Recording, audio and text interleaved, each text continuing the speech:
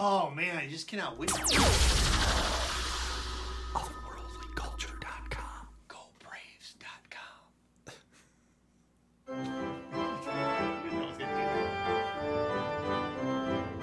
An umpire and a vampire square off week after week, reviewing movies outside their own strike zone. This week's movies, the 1987 Lost Boys and the 1974 The Longest Yard, starring Burt Reynolds, Jason Patric, Bernadette Peters, the two Coreys, Ray Nitschke, Kiefer Sutherland, and Jamie Gertz. Now two guys who know better than to eat Chinese food with vampires, Tim Kretschmann and Jeff Miller. That was a gross scene. You knew that, though, before, didn't you? No. I think you knew. No, I didn't. Hey, everybody. Hey, welcome. everybody. Welcome to Dead on Welcome the to Dead on Bases. Bases. What are you doing now? No. Hey, everybody. He's the ump. Hey, everybody. He's the ump.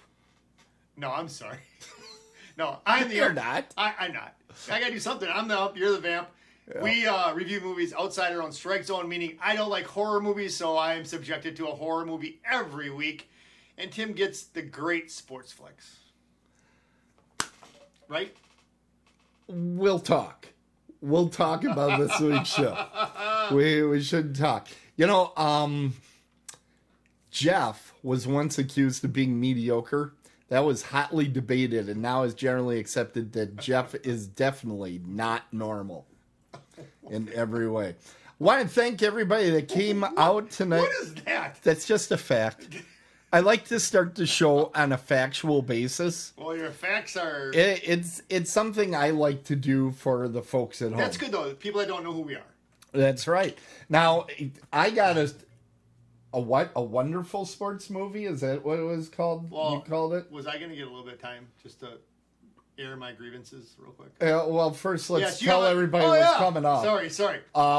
Yes. I'm going to be reviewing The Longest Yard. An awesome movie. Because as you can see, Burt Reynolds has chicken hands for feet, or chicken feet for hands. I mean, who's got and Jeff's back. And I've got the Lost Boys from the 80s. Yeah, from the 80s. It almost encapsulates the entire. It does. Decade. I can't wait to talk about it. I really can't. All right, Jeff, tell us about how much you love the Milwaukee Brewers. Okay.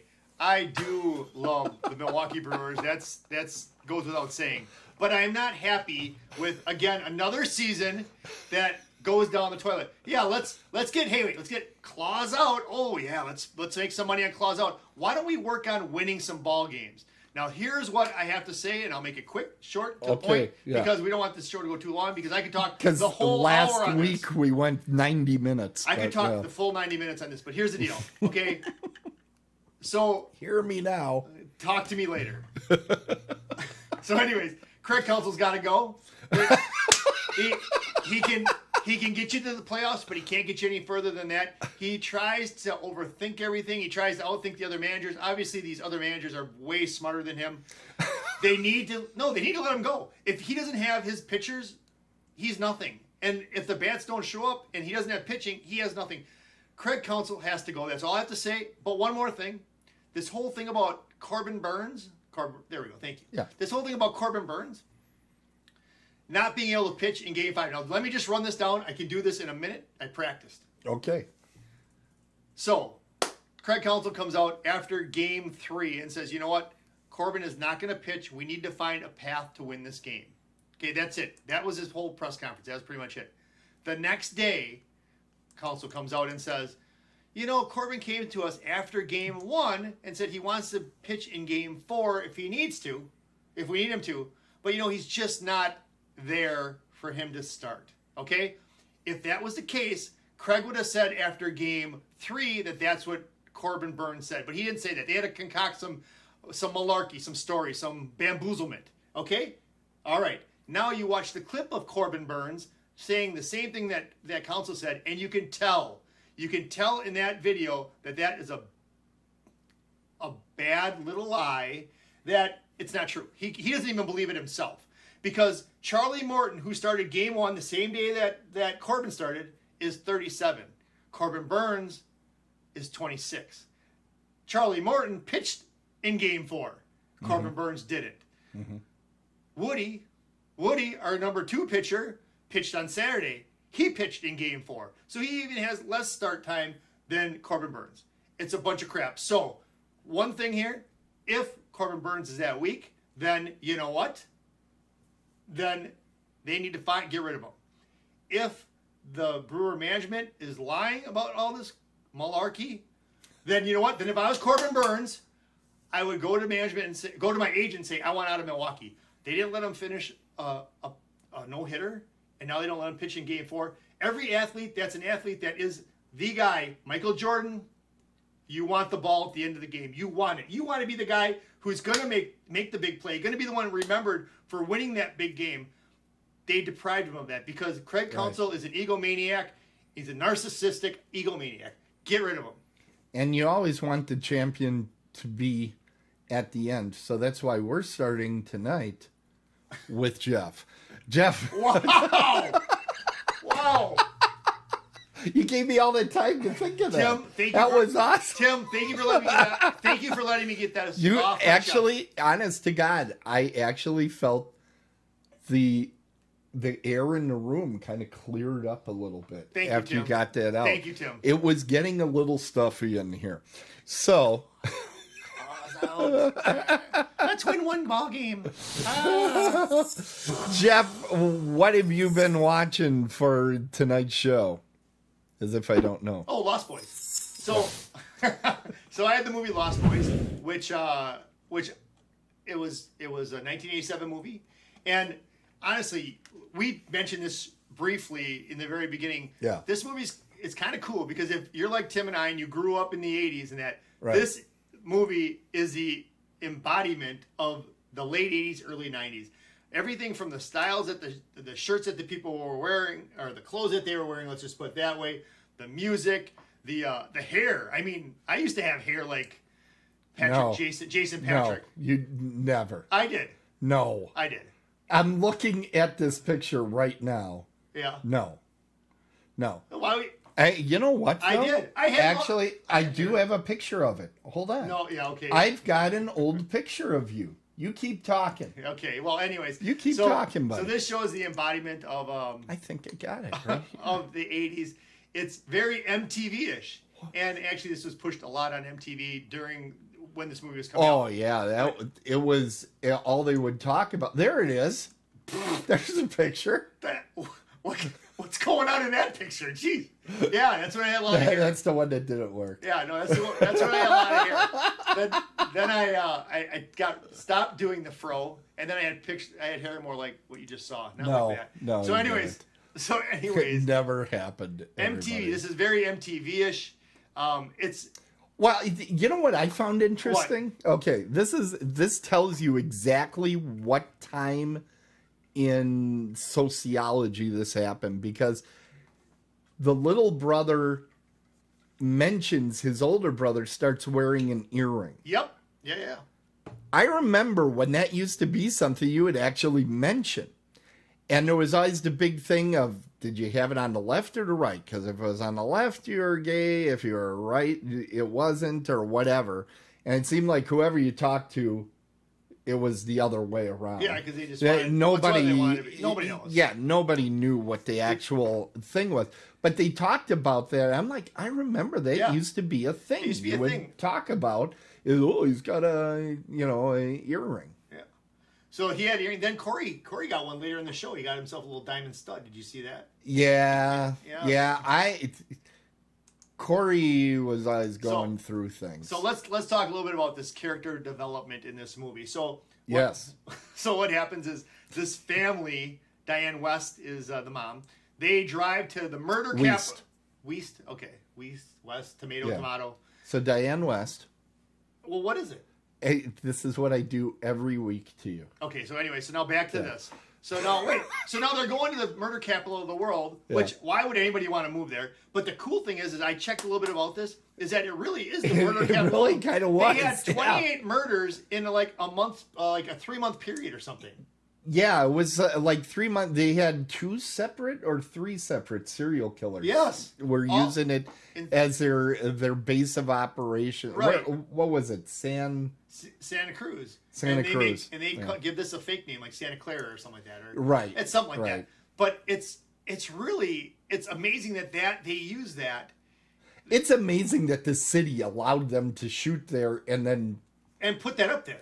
Yeah, You know, because because I it didn't was know like mid-70s or something. I didn't even know anything about it until I saw this. So I sure didn't know anything about it until I looked at IMDb. And you know me, Tim, I gotta look things up. So then I checked Oh things God, out. you fell down the rabbit hole, didn't you? I did.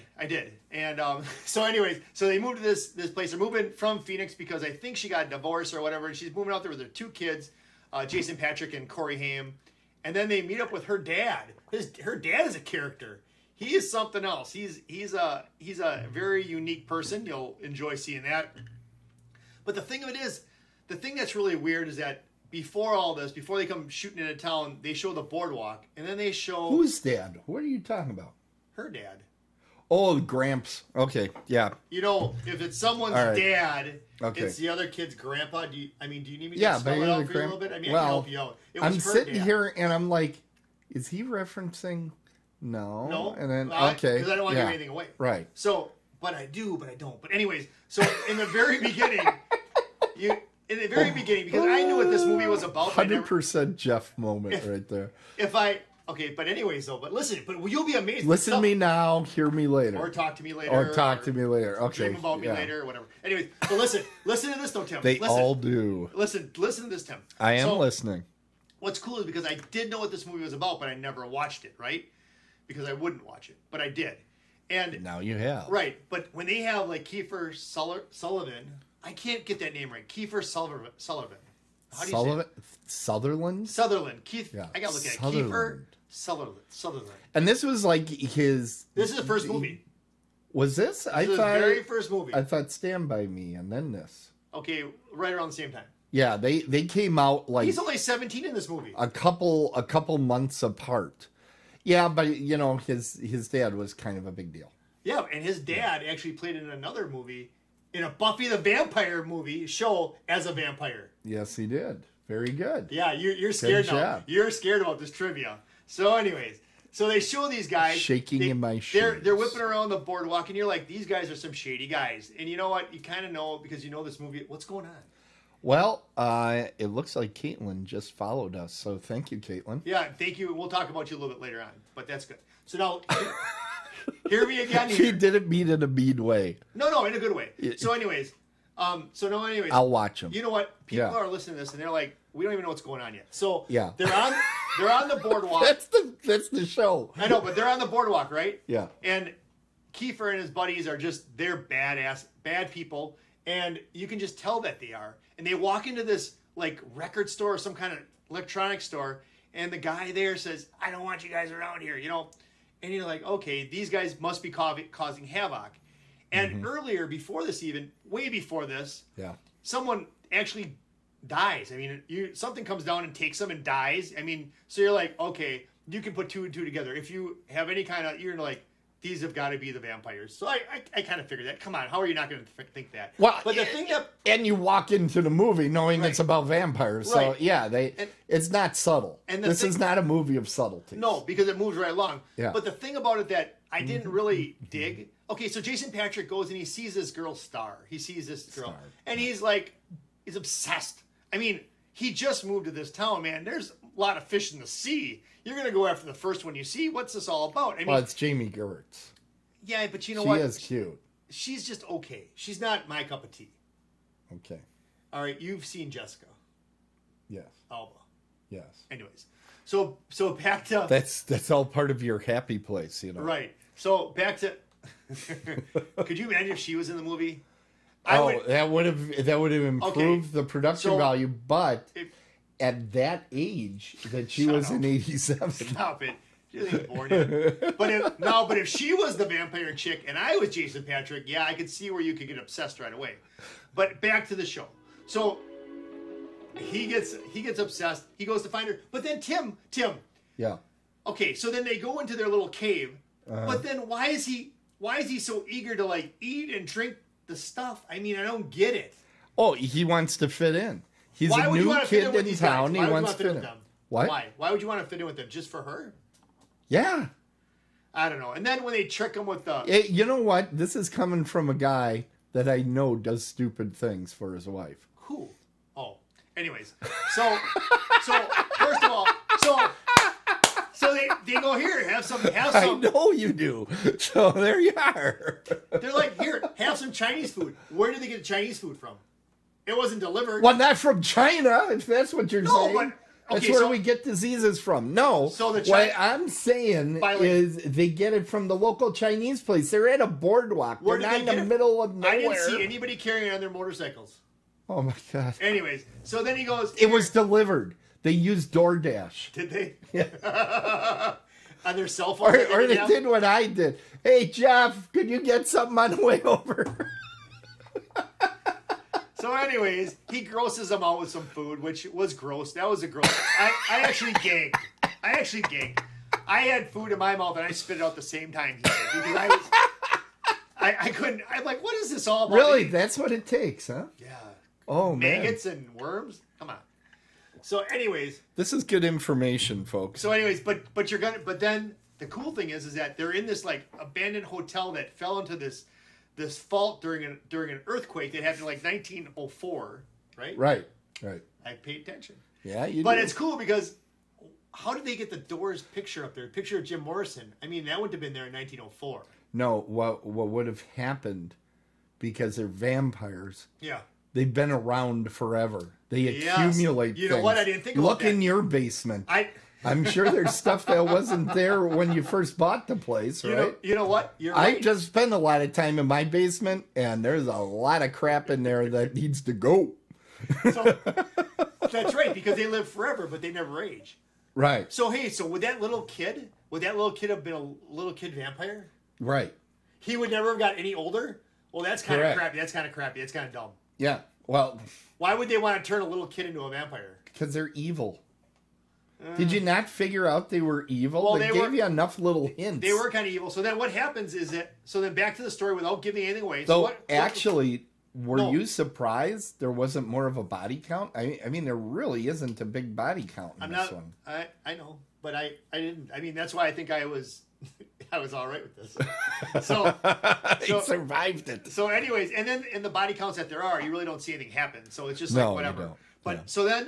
so then Corey Haim is like, hey man, something's going on with my brother. I can't tell you how that happened, but something's going on. He's like, I don't know. So he goes and meets up with the Frog Brothers. But you want to hear something I picked up on the Frog Brothers? Yeah. When they said that their names were Edgar Allan, I'm like, that's got to be something for Edgar Allan Poe. And you know who was right? This guy right here. I picked up on Guy that. with the thumbs. Yeah, that too. But I picked up on that. So these two eccentric brothers, they run a comic book store, but they're also vampire killers. So you can By night. That's their side hustle. Yeah, their side hustle. I like that. Yeah, they're And this is where Corey Haim is the younger brother. Yeah. And he met up. Corey Feldman is Yep. one of the Frog brothers, Edgar, right? I think he's Edgar. And Edgar this Frog. is the first movie that had the two Coreys. And they went on to make, I don't know, 5-6 movies together, something like that. Yeah. And they were best friends in real life up until Corey Haim did way too many drugs and killed himself. Oh, I didn't know But that. I thought they were both alive. I would say 12 years ago, maybe he OD'd. Oof. And in spectacular fashion. Okay. Well, My brother don't read have to go into the bio. He'll put it up here for us. So then, but all right. So again, they did some movies, but Yeah, they did. like during this movie though, the cool thing is like when they weren't on set, they were out playing video games. They were hanging out. That's how they got to. Well, got to they be were good too friends. young to hang out with like Kiefer and those But guys, Corey right? Feldman came to the set. They fired him because he was doing cocaine. He was doing cocaine. Think about how young are you doing cocaine? Okay, we got it. Haim died in 2010, so 11 years Wow, it's a ago. long time I wasn't too far off. Wow. I'm Yeah, impressed. that was the year the Packers Hold won on. their last Hold on. Super Bowl. Give myself a point. Well, that was the last time the Packers won a Super Bowl. Okay. All right, stop it. So anyway, You're scaring Clara. Holy cow, what just happened? I don't know, but so anyway, so back Thank to you, Drummel9320. We got another new follower. There we go. It's exciting. That's amazing. So, anyways, so back to me. You distracted Jeff. Back to me. So, anyways, so then he gets the Coreys he gets the Frog Brothers. The Frog Brothers help him out. There's a lot of stuff that goes on. I don't want to really give it away because this is a decent movie to watch. This is a decent. It's fun. It's a fun. It's not fun. You're not going to be laughing. Yes, it is. Fun. No. Oh, what a blast. They try to put some like catchphrases in there and that. I caught that. I'm like, okay, I'm not I have a discussion question for this film, and for me, I don't think we'll be spoiling anything. Okay, good. The Frog Brothers, they come on the screen, and they give like a tough guy. Yes. They give off tough guy. When the vampires arrive, not always. Now, are they brave or not? Because they know what these things are, and they still enter the situation. I think they're dumb. I think they're dumb. I do. I think they got. I can't say a whole lot. I got to be careful. Right. They're very braggadocious, very like yes. But then when it comes down to it, get out the cave. Yeah. Get out my way. Yeah. So anyway, this movie, it has a twist in there. I have to admit this without giving anything away. Yeah. I figured out the twist before I got to it. Way before. Yeah, they give you some ideas, but you could go a couple different ways. They throw you off. They throw you off. Yeah. But then it comes back to it, and I'm like... it makes sense still. Yes. And I was going to put that in my open, but I'm like, no. So anyways, as far as this movie is concerned... Huh? Go ahead. Oh, as far as this movie is concerned, I like this movie. I really enjoyed this movie. I'm not ready for a number yet. I really enjoyed it. I didn't go over there. The character development was very good. Mm-hmm. I think they did a good job with it. It didn't scare you so much that you soiled your pants. That's always an important thing. The effects were pretty cool. The special effects, they're all right. No, you don't need to put that up. There's no sense. Hey, look at this. Transylvania Athletic Department. So this is a real university. I was there. Yeah, I went there. Oh, I know I didn't go to school there. Okay. But on my way to... You got lost sometime? And no, you were a lost boy? My buddy John and I, we went to Bristol, Tennessee. We drove there for our NASCAR race, but we stopped in Kentucky. And in Lexington, Kentucky, there's Transylvania University. It's a private university. A couple quick notes. Oh. It was founded in 1780. 1780. So that was 25 years after I first turned. Yeah. There you go. It was the first university in Kentucky. So anybody going on Jeopardy, you'll know that. Mm-hmm. And their motto is, "In that light we pass, on the light." And my motto when I'm on a bike is, when I pass, I go on the right. Thank you. Thank you. That's great. Now, the video store owner, or was he... Edward? Edward Herrmann is the name of the actor. He's one of the most famous German-American actors. Is he really? Because we all knew of him because of that. He played FDR in a famous miniseries on FDR, and he was absolutely fantastic as FDR.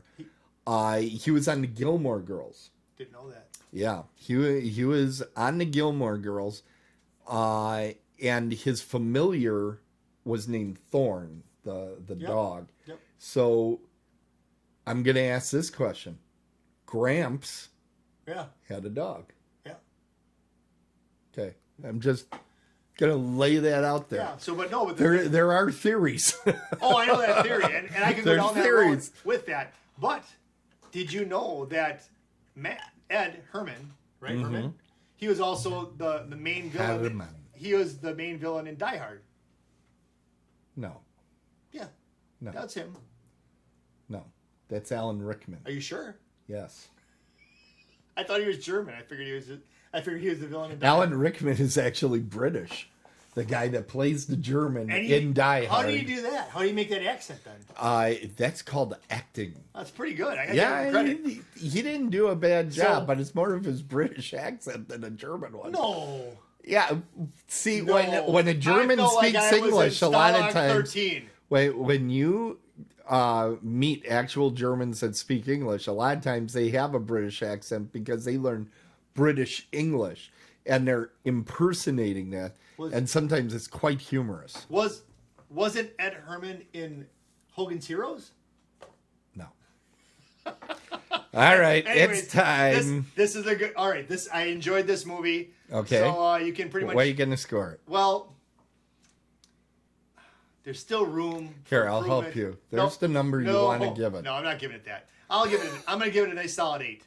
Really? Yeah, I'll give it an 8. I actually thought you'd be lower than that. No, I really enjoyed this movie. This is good. I'm glad you liked this one. I wasn't sure. This is a good movie. It's a good movie from start to finish. Sure, Jeff is going to find some plot holes in there, but for the most part... Well, that's what you do. I know. You find holes everywhere. All right. So anyways, it's a good movie. If you want to watch a decent movie for Halloween, and you don't want to get too scared, you don't want to... You don't want to watch The Collector or something like that, watch Lost Boys. Wait, why wouldn't somebody want to watch The Collector? Oh, and it's pronounced collector. Oh. You know that. Yeah, whatever. All right. Well, we're at the halfway point. What do you guys call it? You call it middle inning? No. 7th inning halftime? Stretch. 7th inning stretch. We're at halftime. Halftime. So that means we get to do the fun stuff that Jeff is all about. And Jeff's been into something here. Where's Chucky? What is going on? Can you tell me about this? Yeah. So a good friend of mine, Dan Connery, I used to do his radio program in WISN, and I got the Chucky doll from him.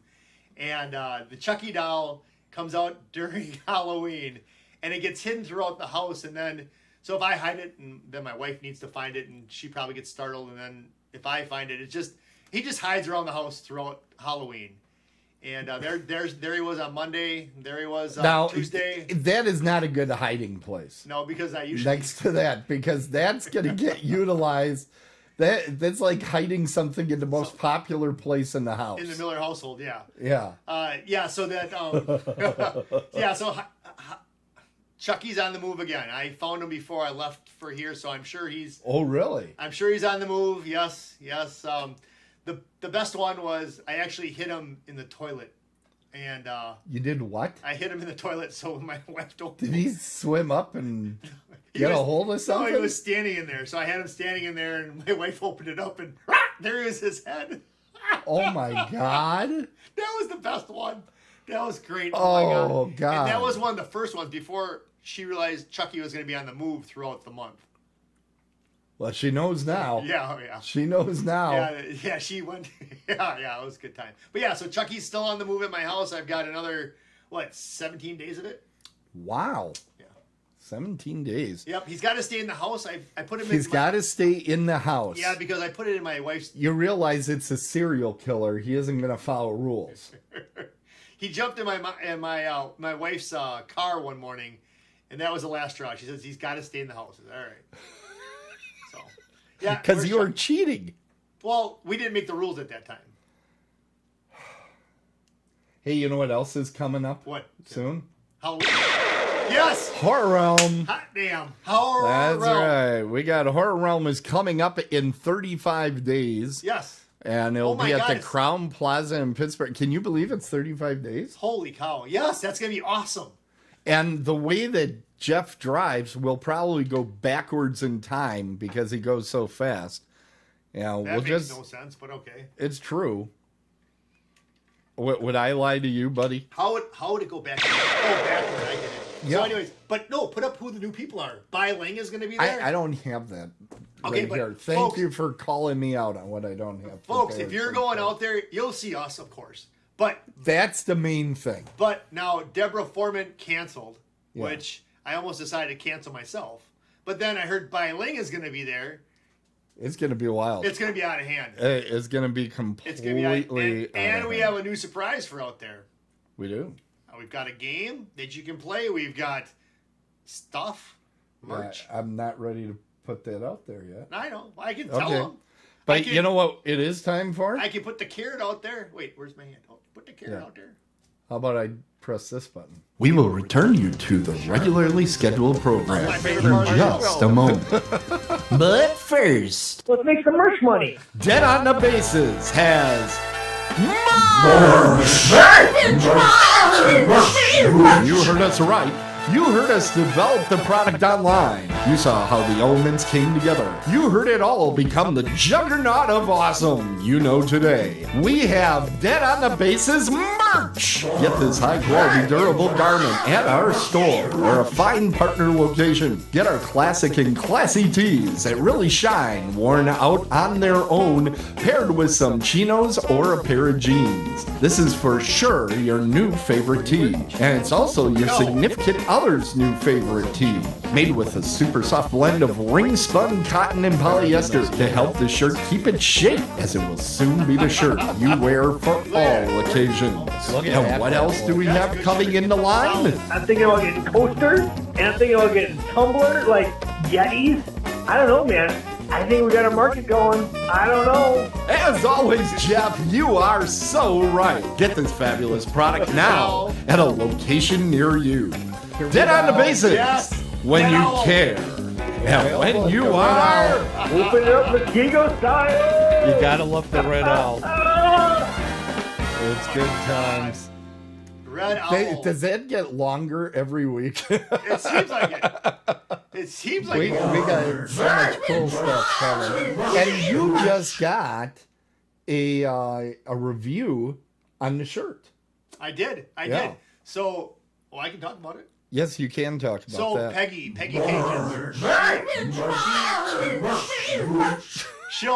she'll be on Dead On this next Tuesday. Maybe she'll be wearing. That's Dead On Movie Reviews. Yeah. It's the Tuesday So that's program. the whole name of it. I thought it was just Dead On. No, it's Dead On Movie Reviews. This is Dead On the Bases. See, Yeah, we I got know. it like a I got you. theme. I got Someday we're going to do Dead On Sports, and you'll just come on and rant about stuff. Craig Counsell. And needs that to go. will be Craig that'll Counsell be needs to our go. top ranked He show. can go. Number 30 can go now. Anyways, back to this. So Peggy, you know what? I thought, you know what, Peggy, why don't we send you out a t-shirt? So we sent her out one. She loves it. She says it's super soft. She loves it. Yeah, well, who wouldn't? And Who then wouldn't? and we It's a also sent one out to high-quality item. Mike Skull. Mike Scott, Sea-Slick. Well, Sea-Slick, but but he's and holding a skull. You don't say that because you're afraid of Slee Stack. I want to say that so bad. I know. I do too. But I get him, so I know he's different than Michael. Right, and that's Michael Exler you're talking about. Right, but then you have Mike Skull. And he's got a t-shirt also. We'll get everybody to have one. I'm going to have to bring along a skull and hand it to him.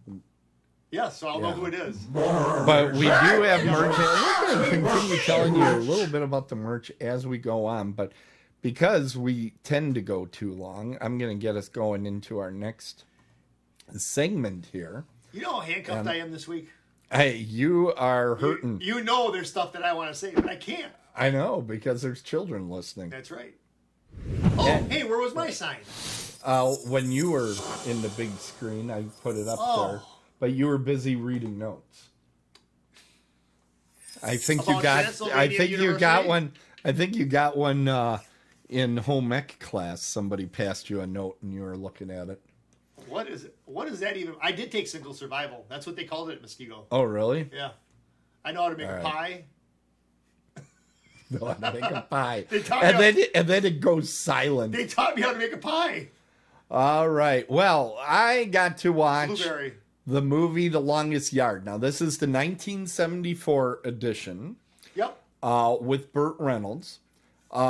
Quick review of the actual story to it. Burt Reynolds is sent to prison for domestic abuse. What are you drinking out of? What is that? Mosquito. Well, that's very nice, but you know, that would look better in our brand new koozie. Yes. Wow. Hey, Those- it's more merch. more merch. And the cool thing is that these koozies will be with us out in Pittsburgh at Horror Realm. And if you just put your phone and do that thing with your phone, it goes right to Dead on the Bases. You do that thing with I your don't know phone? how to do it. I don't know technology enough. You know, you put the QR You code. could have fooled me. You could scan the QR code, but look how we did it like a base. It's like All a right. diamond. That's really clever. So here's the deal. I didn't do this. Caitlin, Yes. the girl I work with at Innovative Health and Fitness, come on out, $24.95 a month. But anyways, Caitlin made this up. She's our marketing person. She's also does graphic artist stuff. Well, it's obvious why. It really looks great. She's fantastic. Yep, that's a great little koozie there. It looks great, and it keeps your stuff cold. And yes, Caitlin is telling you use your camera, Jeff, and then it'll do it automatically. But I tried that, and then when the Polaroid comes out, what does it do? I don't understand. If I take it with my Polaroid camera, it just shows me a picture of the same thing. Hey, I got a great idea. Why don't I start a podcast with a guy that thinks it's a Polaroid? Yeah, okay. Well, I mean, with your camera, that's the kind of camera I have. You'll see it at Horror Realm. November 19th. I saw him winding the film in his camera. Anyway, Burt Reynolds is sent to prison for domestic abuse, grand theft auto, and resisting arrest. Wow. He deserves to go to prison. I'm sorry. He should go to the chair. Yeah. When he arrived, actually, he was a jerk. Okay? He was beyond jerk. He is slapping that woman around a lot. And she isn't a nice person, no question. Well, he wanted a grilled cheese sandwich. Holy cow! Yeah. He looked. Well, just look at his picture here. Doesn't he look pretty jerkish on that picture? Even he looks pretty egotistical. There's something wrong with his fingers. When he arrives, he is asked to coach the prison football team. One of the things I really like in this movie is when they finally get to the game, and the game takes fully half the movie runtime. It's like half in a movie. When they get to that, they utilize something that you don't see in movies a whole lot anymore. It was real big at the end of the 60s and up through the mid 70s. And it was split screens. I like that a lot. And that was really a cool way to watch this game because there's so much stuff going on. Now, I know why they don't do it too much, because you have to, if you have 3 things going on the screen, that means you got to record 3 times more stuff to put up on the screen. But I think it really worked for this movie. Yeah, it's cool. I have a hard time declaring this a comedy. There are funny parts. It's amusing, but people are killed pretty grisly. Are you saying it's a horror movie? No, I'm not saying it's a horror movie, but I'm saying it's kind of hard to go, ha, ha, ha. There's moments in this movie. They're in prison. But wait a second. It's not a happy time.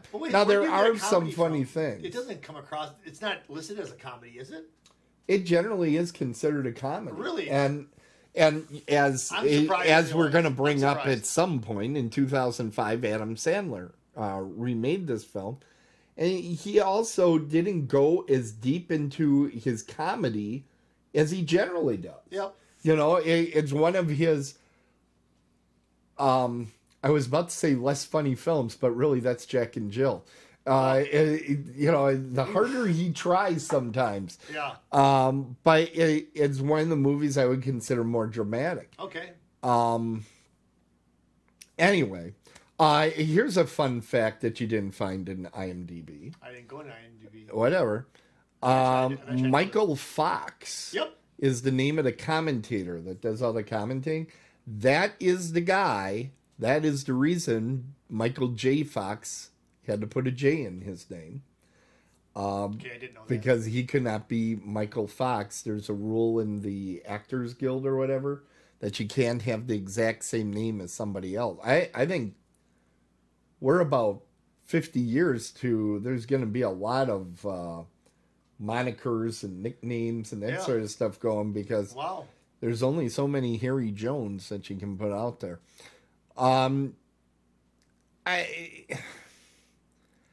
Here's another thing.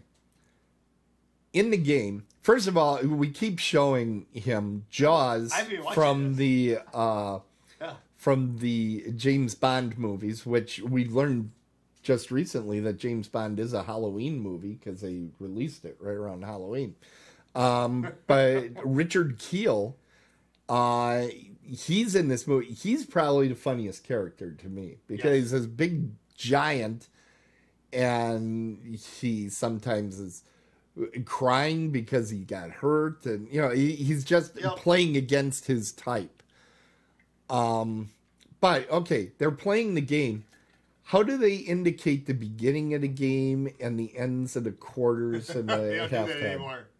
With a gun. With a gun. They're playing on the grounds of a prison.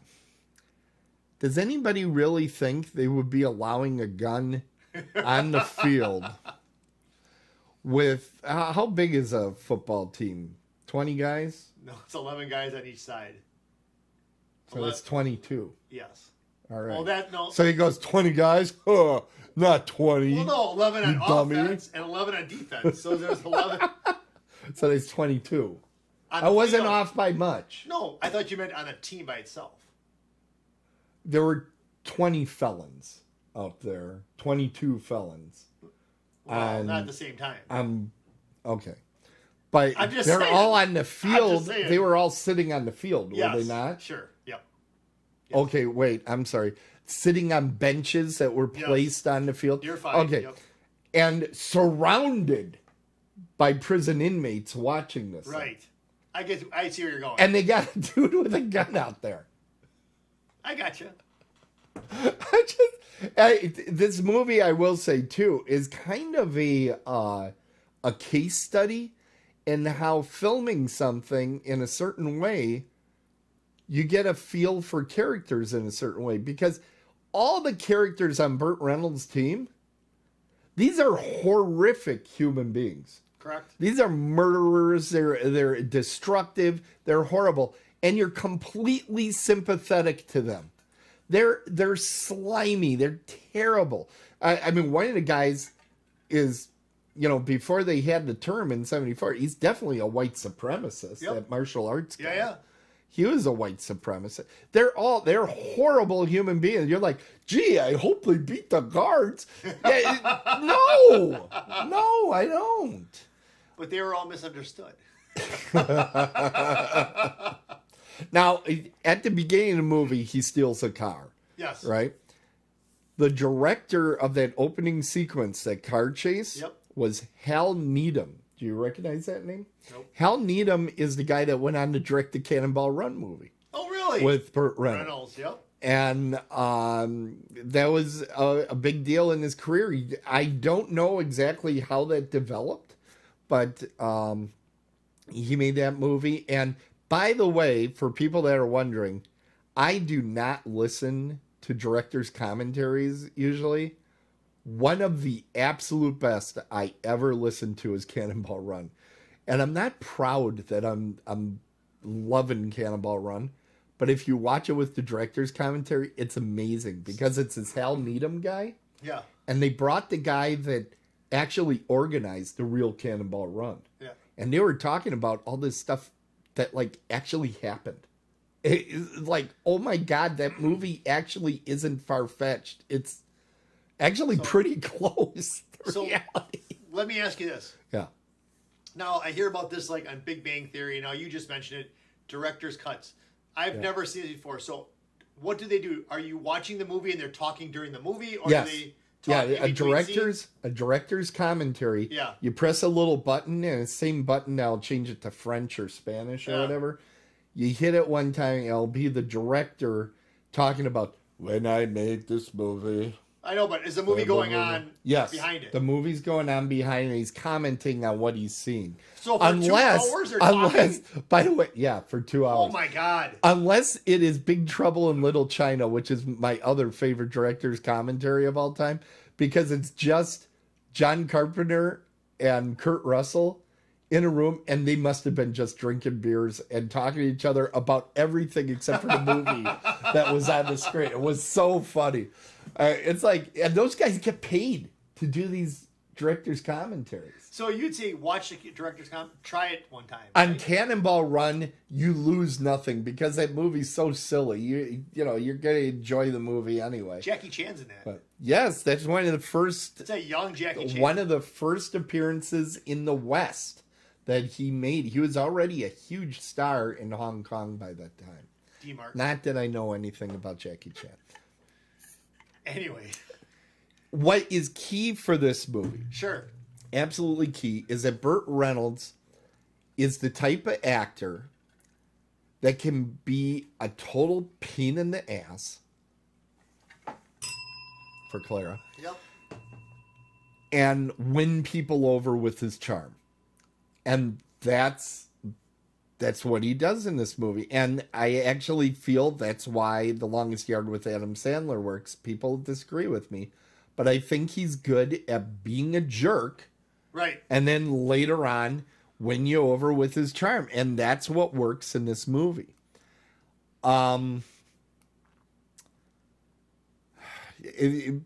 To get back to the actual story, the warden tells Burt Reynolds, who used to be a big deal quarterback in the big leagues of NFL. Yeah. Not friendly Latinos. That's what that stands for. Oh, the Not Fun League. Not Fun League. Yeah. Okay. Anyway, the warden blackmails him basically into setting up a football team of cons to play his semi-pro football team of guards. Right. Question for the sports expert on the show. Yep. Are there semi-pro teams of prison guards? Does that exist in the world? They're a semi-pro football team, so he might have had... Wait, of cons, you said, or of... No, of coaches or of guards. There could be, I mean, because, like, really? Kenosha has a semi-pro football team, so maybe these guards come out and they play Kenosha should not be compared to anything. No, it's Racine. The Racine Raiders. Okay. So that's a semi-pro football team. And so, I don't know, maybe some prisons have, I don't know. It looked like that arena had, I have or no idea. that stadium Yeah. had what, 20,000 people in that Yeah. thing? Semi-pro football get... I don't know. It depends. Because when you think about it, Tim, these I semi-pro... think we need to do research. These semi-pro teams have, like, ex-NFL players maybe that are old, or maybe guys that didn't cut it there. I don't know. Do they serve unhealthy food at I have no idea. Racine? I have no idea. Okay. I haven't been out to Racine in a long we need time. to find out, so then I Racine. might go. I will look. You know what? I will have an answer about semi-pro football next week. Okay. It really is an entertaining movie. What? Nothing, man. I came from out of nowhere. I don't even know. I have no idea. Yeah. Well, you usually know everything. This is very upsetting. Yes, go ahead. But all right. I think it's probably time for No. everybody's favorite segment, No, wait a second. the So, horror movie connections. okay. I have to do this. I have no sports movie connections. I know. Okay. There's a horror movie connection that everybody loves. Now, as I always say, there are some that I just know. Yep. Burt Reynolds. He was never in a horror movie. I consider Deliverance one. I do consider Deliverance Really? a horror movie. Are you just stretching it, or do you really? No, have you watched it? Yes. That seems very unpleasant at best. Squeal like a Right? pig. Yeah. He was also in the X-Files one time, The Twilight Zone, and Alfred Hitchcock Presents. I was surprised to find those. Oh, yeah. So, but I would consider Deliverance a horror movie. And that's kind of the movie that took him from a minor actor to superstar. He really Deliverance became, yeah. Okay. That was before he started making all the, these types of films where I think he had made Gator before that. He did. But Smokey and the Bandit and this one and the Cannonball Run, that all happened after Deliverance. Semi-pro, semi-tough. Semi-tough. Yep. Eddie Albert, who was the warden. Yes. He was in a 1988 version of Twilight Zone. You're going to hear that a lot in here. He was in the original Outer Limits. Wait. Can I ask a serious question? Yeah. The 88 Twilight, is that the one where they had the problem on the set? Where people... No, that's the movie Twilight Zone. They actually rebooted the TV series in Really? 88. I didn't know that. 86 to 88, something like that. Did they have someone like Rod Serling also come out? No, It was just a voice that read into it. Most people will tell you this. It doesn't compare with the original 5 years of Twilight Zone, but it wasn't a bad show. Did they do it in color? It was in color. Okay. In fact, I'm trying to pull trivia out of my head on the fly, but somebody could check me on this. I believe Bruce Willis was in the pilot because he was still doing TV at the time. Moonlighting. Yeah, I think he was doing moonlighting, and he ended up doing this. Okay, another horror movie connection, so you remember what section we're in. Bernadette Peters. Yes. Her hairstyle was in The Bride of Frankenstein. Yep. Yeah. She has this huge beehive. It's terrible. Robert Aldridge, the director of this movie, also directed the two horror movies that were considered like crone horror. Crone horror. Whatever Happened to Baby Jane and Hush Hush Sweet Charlotte. Two movies with Betty Davis in it, and then Joan Crawford was also in Whatever Happened to Baby Jane. And he directed those. Those are probably, with the exception of this film, maybe probably his most famous films. Then you have Mike Conrad. He's the guy that played the older coach that was helping out. You might have recognized him. He's best known for Hill Street Blues. He was one of the cops. I think he was the guy that ran the opening, where they talked to everybody at the desks. Sergeant, yeah. Well, he had a role in Scream, Blackula Scream, believe it or not. I was shocked when I found that one. Man, I'm telling you do some really great I look. Now, Ed Lauder. Ed Lauder is the guy that played the lead guard. Knauer? Yeah, I think that was his name. The one who was the quarterback on the other side. And he's bald. And who pulls the gun at the end, Knauer? Yeah, spoiler. No, they don't. They don't even know. They don't know why, though. Okay, but Ed Lauder has a lot. He was in Cujo. I do remember him from that, but I didn't, so I didn't give myself a point for that. You get points for this? No, I give myself points. King Kong, 1976, he was in. With Jeff Bridges and Jessica Lange? But, yes. Thank you. He was also in, his first appearance was in Dark Shadows, The Vampire Curse, which is the famous soap opera with a vampire in it. But listen to this. Guess what movie he was in? It's got nothing to do with horror, but we got to talk about Calendar Girl Cop Killer, the Bambi Bibetic story. Really? Wow, they got him for that. I got to find that movie. Wow. I got to find it. That was a TV movie. See that. Yeah. Oh, we're getting... Poor Bambi. We're looking for it. James Hampton, who plays Caretaker. Yo, I know what he was in. Go ahead. He was in Teen Wolf. He certainly was. He was the dad in Teen Wolf, and he did it again in Teen Wolf 2. How is Teen Wolf a horror movie? Nobody dies. It's very frightening. I'm very sorry. frightening to see what happens with puberty. I'm not giving you that one. Okay, that's fine. Nope, I got more. That's a stretch. John Stedman was in The Hills Have Eyes. Oof. Stedman was the guy that does bad things to poor Caretaker. Michael Fox, the announcer that we talked about earlier. Guess what? He was in Whatever Happened to Baby Jane. Okay. Same director. He was in Young Frankenstein. I'm still trying to figure out where he was in that. He was in the 85 Twilight Zone. He was in Kolchak, the Night Stalker, which I just checked. It's free on, I think, Roku channel on Roku.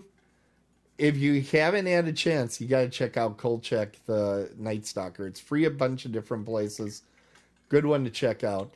He was also in the movie The Dunwich Horror, which I think is one of the crappiest horror movies ever made. What's it called? The Dunwich Horror. It's a cosmic horror that we were talking about that other day. Yeah. I just don't like it. And then there's Richard Keel, who we talked about was Jaws and Spy Who Loved Me and Moonraker. But he also was Bigfoot in The $6 Million Man That's not a horror movie. He was a Bigfoot? He was the Bigfoot. He was the one dressed up as Bigfoot.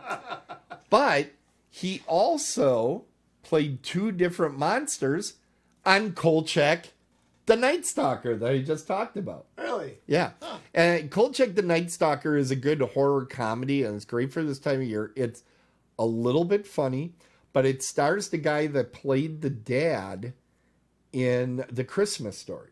I don't know who you're talking about. Yeah. Darren McGavin is Kolchak. So it's a good show. You should check it out. Particularly like the first couple of episodes, you'll get hooked.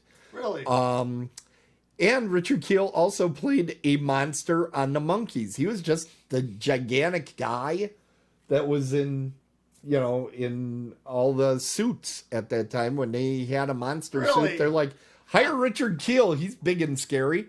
So they would bring him in. Now, here's the thing I didn't tell you.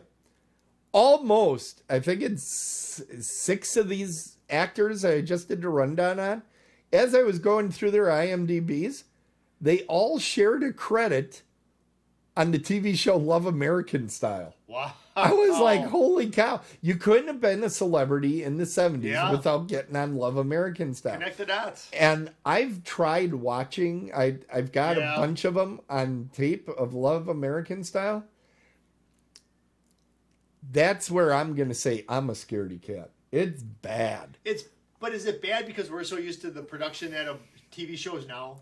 I don't know. Seriously, and I'm being serious. The mindset. I wonder if it's that I'm just like, oh my God, I see this joke coming a mile away. Could I just get to it? Yeah. Now, one of the guys I didn't talk about, and he hasn't any horror movie credits, is this one guy from Green Bay that was kind of a big deal. Ray Nitschke. And he actually has quite a bit to do in this movie. He does. I was surprised because I thought, okay, he's just going to be the big palooka standing in the background. He's actually one of the guards you know more about than any of the other guards. I would say he's the second most that you know about the guards. Next to the quarterback. Yeah. You know, there's an interesting story about Ray Nitschke. Do you have this? No. So during training camp one year in Green Bay, he was on the sidelines or whatever during training camp, and a telephone pole came down and hit him in the helmet and knocked him down. And it broke the pole. No, but the helmet's got the spike in it or whatever, and he lived obviously, but the helmet saved his life. I mean, a telephone pole knocked this guy down. He was alive to tell the story. But you got something factually incorrect. They're not called telephone poles. They're called utility poles. Okay, utility poles. Well, where do the telephone lines go? I'm not going to get into this right now. All right, I want to hear your grade. I should probably grade it. Not a grade, no. I want to hear a number. I have to press a button. Wait, do I want to guess? No. I know what you're going to get. What? Just go. I know. Should I write down first? No, it doesn't matter. Okay, go ahead. We all trust you, Jeff. All right. Oh, interesting. I went with this. 5? Yeah. No, it's a good movie. Oh, I know. This is a good movie. This is a good movie. It just, if you're going in, you're like, this is going to be a comedy. I'm going to pee my pants. No. You're not going to pee your pants. I don't think anybody's He ever almost done that. did. Hey, I don't think anybody's ever done that. Peed their pants? Peed their pants? I don't know. I wasn't there when you watched Collector. Oh, my God. Please, that movie was awful. The man. Collector. Stop bringing that up. The Collector. Okay, we all know it's time now. There it comes. It's trivia time. You thought the show was over. And it is. It's overtime, so we got to get going. All right, here we go. You're going to go first? Go first. I'll ask you first. All right, let me have it.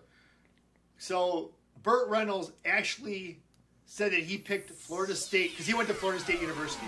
Yeah. Burt Reynolds, and he played football there. Burt Reynolds actually said he picked Florida State University over Alabama when he found out how many women were enrolled at Florida State. Okay. Burt Reynolds' brother is the player wearing black jersey number 65, seen running beside Reynolds in the final scene. So that's his brother. Okay. And the third question.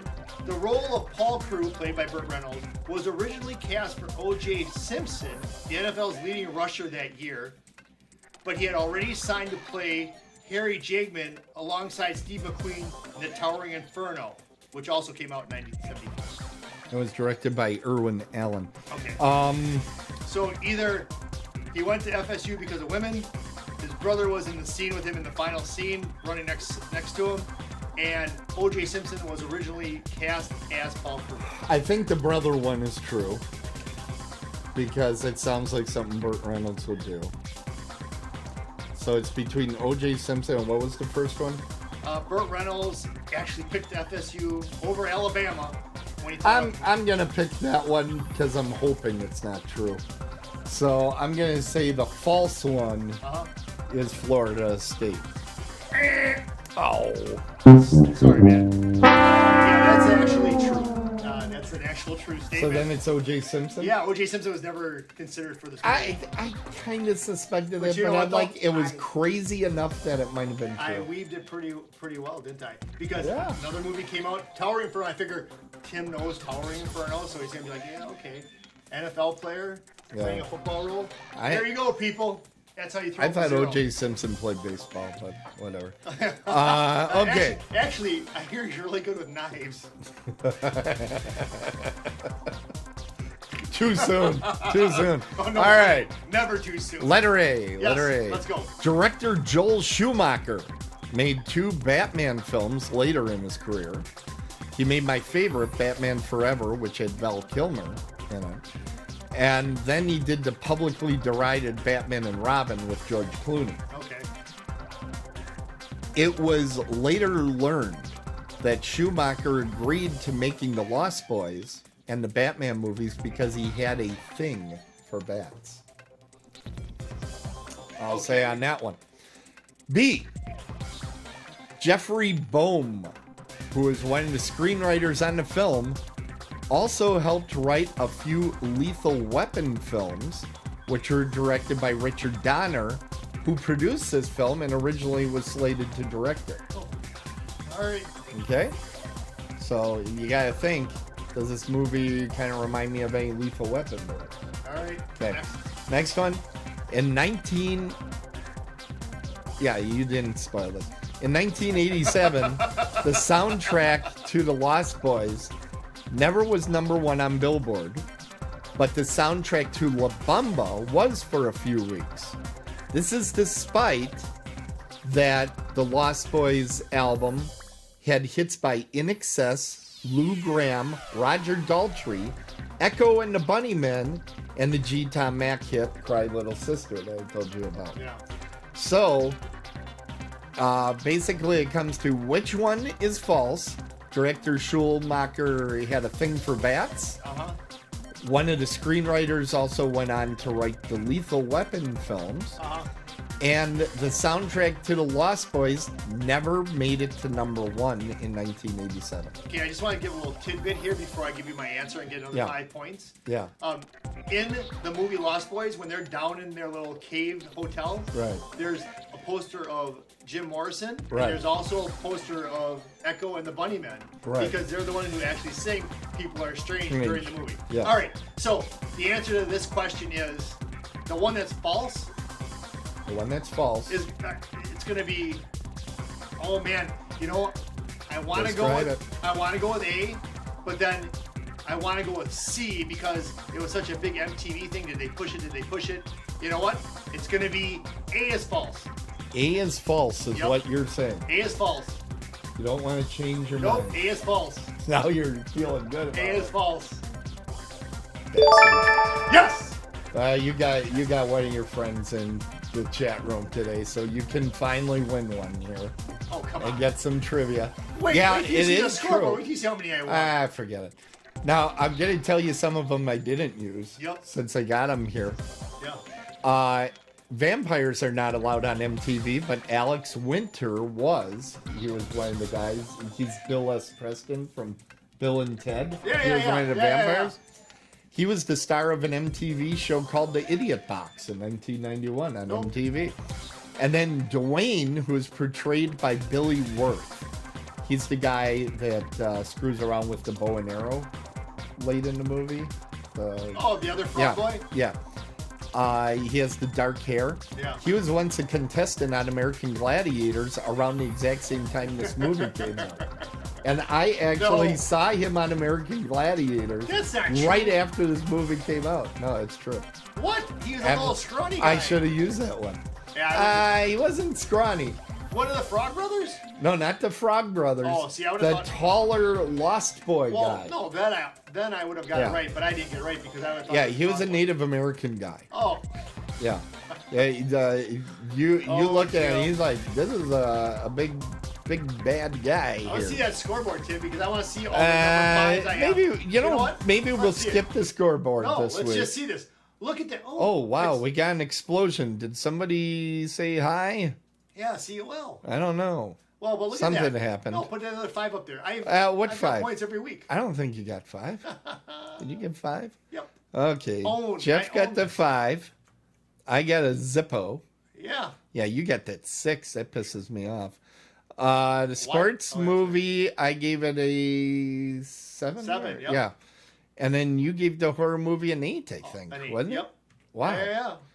Okay, Jeff is pulling away 56-39. Good gravy. Hey, that happened. That's what happens when you get trivia right. Oh. I can sleep the next couple weeks. Oh, my God. Yeah, it's horrible. Yeah. That's making me mad. Why? It's making me mad. Shouldn't. Because I know you're cheating. Yeah. Usually I get you really angry when I say that. Usually I'm in a different frame of mind. Hey, it's preview time. Holy cow, we got another one. I don't know what just happened. I want to thank whoever did whatever that made it go boom. But Killer Miller is on there. You know about that. We'll talk about that next week. Okay. You know about for high school. We went to high school together. You know about that. Killer Miller. Yeah. Yeah, we'll talk about it next week. Okay. Let's take a look at what's coming up next week. That, do you? Okay. No, I don't. Okay. Next week, what do we got? How come there's no music? I'm pressing the button. How come there's no music? I know, Unbelievable. I know what movie is next week, and we got I'm not a looking problem forward with to it. this thing. Now let's go. There we go. Next week, I already know what I have. Do it. I got Trick or Treat. Well, I should tell you. No, I gave Tim Hoosiers. Hoosiers is a great movie. Good movie about Indiana basketball, Indiana State basketball. And great actor, Gene Hackman. I'm really looking forward to Hoosiers. Did you ever see that? And yes, I've seen it. I don't know. I'm a student of film, and I've been around since 1643. Tim, I haven't seen any of these movies that you have. I know. I'm amazed because this is a huge movie, Trick or Treat. God. All the young people are seeing this movie. Trick or Treat is an anthology film. That means there's multiple stories within Are the they same. connected to each other? They are. And it's really interesting how they put this movie together. I've actually heard you and your cohorts from Pittsburgh talk about this movie. Peggy says this is a good movie for the Halloween season. It's Michael excellent. has said it. It's So excellent. I guess I gotta give it a chance. It is excellent. I think I'm going to make a prediction that... See you next week. Look at that. Yeah. And that's October 21st. We're doing that show. I'm predicting this is the movie you're going to like most from this season. Why? Why do you say that? You thought Collector was going to be. No, I knew that was going to fuck you up. This is. Got it. This movie, it isn't super scary. Yeah, it is. Look at the cover. Okay. Go ahead. All right. Proceed.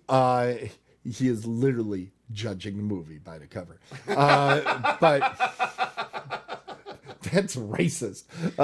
Anyway, it's got a lot of stories to it. So if you don't like one story, it goes on to the next. Can I just skip to it? It does have beautiful women in it. All right. So I knew that would appeal to you. Alba? No, Jessica Alba not in the film, but I think you'll enjoy the selection. We need to find a horror movie with her in it. I think she made The Eye. Somebody fact checked me on that. I think she was in The Eye. Anyway, I think it's really fast paced because there's multiple stories. All right. And it's got a little ghost story. It's got a little this. It's got a little that. It's almost like every type of subgenre of horror is kind of represented in it, and it's all done very, very well. I think it's a fun movie. For those of you that are at home, this is the week to follow along with us because I think you can't go wrong with either of these movies. You're gonna have to trust me on Trick or Treat. Hoosiers, I think anywhere you look online, you'll see people singing the praises of. But I'm guessing with you, you're worried about Trick or Treat. You've probably been looking. I'm really worried about this. Have you seen any bad reviews of this movie? No, but you people like this type of stuff, man. I don't. See that? First he's judging books by their cover, and then he's declaring me you people. Then I'm generalizing. I'm a German person. We go by German American. Were you a pal. diehard? That's it. That's it exactly. Yes. All right. Well, we are getting to the close of the show. Only 15 minutes over what we were hoping Not for. bad. That's excellent for us. Everybody Are you stuck kidding? around too. And we want to thank all the folks that are out there in the chat room. Obviously, we can't respond a lot while we're doing the show because, let's face it, we've all watched Jeff. And, he can't take the distraction. I was right. The Eye was one that Alva was in, and Idle Hands. Idle Hands, I think you would really enjoy. Let's do it. The Eye, I don't know anybody that's enjoyed. Oh, good. Spatula City is being pushed. All right. It's time to close the crypt and call the game. Merch. Thank you for watching, and remember to share and subscribe to our show and feed. And by the way, Jeff, we have a brand new closing today, so that's going to be exciting. Let's see it. All right. Stick around for it, everybody. Yeah, you can find the show at otherworldlyculture.com. You can follow the show on Apple Podcasts, Amazon Podcasts, Pandora, TuneIn, Stitcher, Google Podcasts, and other fine places that you find podcasts, including ones that I don't think exist anymore. Yeah. I don't know if podcastlisting.com is still right. I don't know what's going on over there. Yeah. I'm very upset. Me too. You're not. Let me get my You're just saying that to be nice. And we know you're no good at that. All right. So I want to thank everybody once again for coming out. And as we say at the end of every show, and you will see on T-shirts all around town if you go out to Pittsburgh with us. Fire Craig Council. No, it doesn't say that. Jeff says that. No, go ahead. You don't even have to prompt him. Honest to God, sometimes I see Jeff on the street and I go, "Hi, Jeff," and he goes, "Fire Craig Council." And he's just got this like dark look in his eyes, and anyway, if it's sports, it's a home run. If it's horror, run home. We're dead on the bases, and we'll see you next time.